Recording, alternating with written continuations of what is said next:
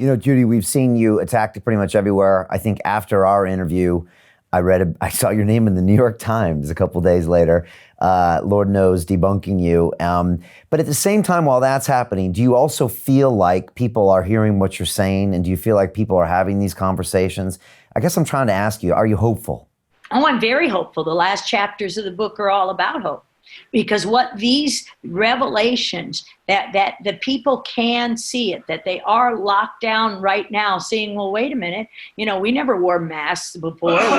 We get all kinds of infections and common cold. Why do we need to wear a mask to go to the grocery store? This doesn't make any sense. Why would you shut a bathroom? So people are seeing how ludicrous the statements are and how weak, just like Science the Journal. That's your defense? Really? Let's debate a little science. It's easy. That's what I do for a living. I mean, or at least I did do it for a living before, is debate the science. So yes, I think people are waking up, and I'm hopeful that you know, with President Trump doing things like trying hydroxychloroquine himself, just like your father. No, I don't think I'll ever get a shot. Because when people see this and when they hear, you know, from me, I'm not speaking science terms. I'm speaking to people what we can see. Watch the movie, The People's Truth, Vax 2.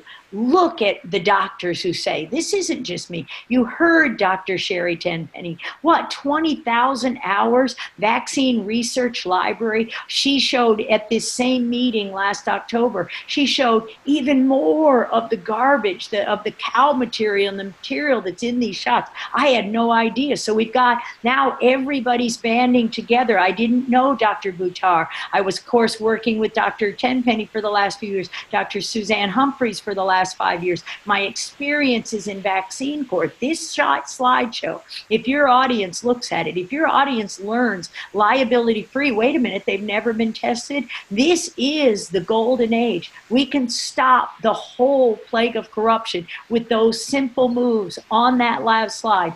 5-year moratorium, nothing, not a flu shot, not anything from today.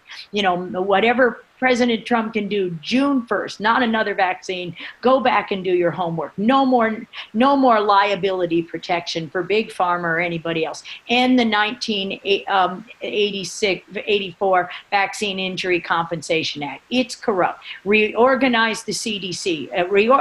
Close the CDC. Close it until the corruption is cleared up. Fire these officials that have for 4 decades perpetrated these crimes. Everybody that committed those 3 papers are fraud.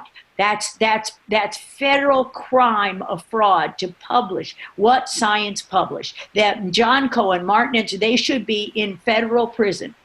For fraud. What happened to me? Extortion by Tony Fauci. And this is what we put. It's extortion to tell somebody you're held in jail until you sign an apology that said you made a mistake and XMRV doesn't exist. It's an extortion to sit somebody after they just got out of jail and they're held under criminal charges at a press conference and say, look, Judy, VP 62 never was there. And I said, I never said VP 62 was. And how they twisted it around. You have to put this to bed. It isn't that.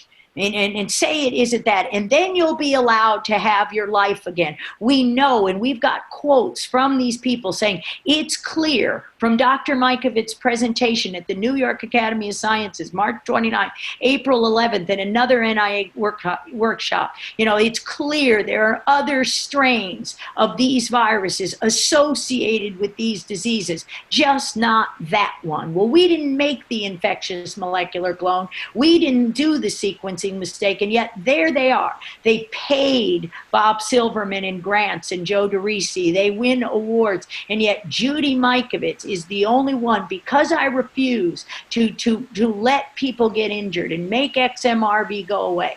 Judy Mikovits pays the price and is never again allowed to work. $15 million, intellectual property theft.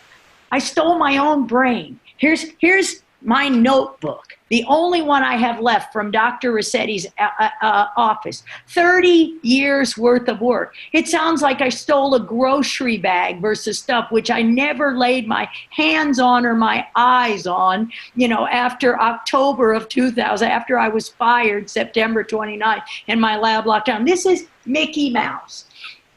We showed this and other notebooks to the FBI agent 5 years ago. I said, whose is this? It comes from I go to seminars and journals. It talks about IL-6. It talks about CD4 cells. It talks about, here you are, 13097. Here's the meeting of the macrophage importance in HIV that we went to, the Delta 32, everything we learned.